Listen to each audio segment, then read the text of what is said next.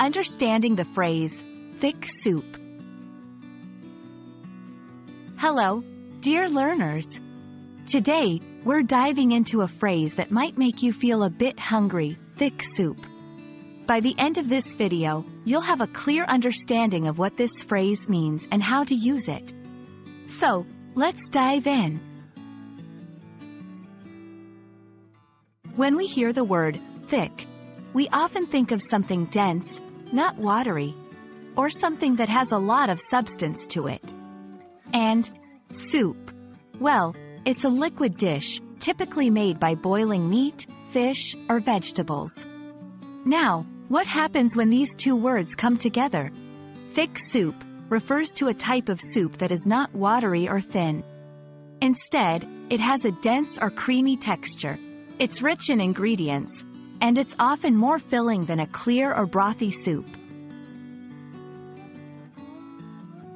To help you visualize it better, think of soups like cream of mushroom, broccoli cheddar, or clam chowder.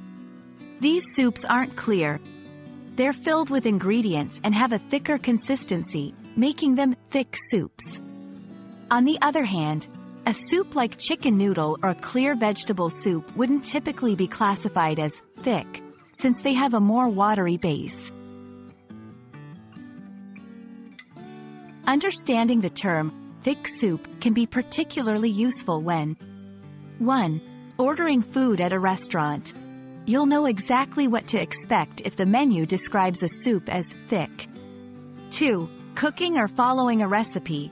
If a recipe mentions turning a soup into a thick consistency, you'll have an idea of the texture you should aim for. 3. Describing food. When talking about meals with friends or writing a food review, you can accurately describe the soup's texture.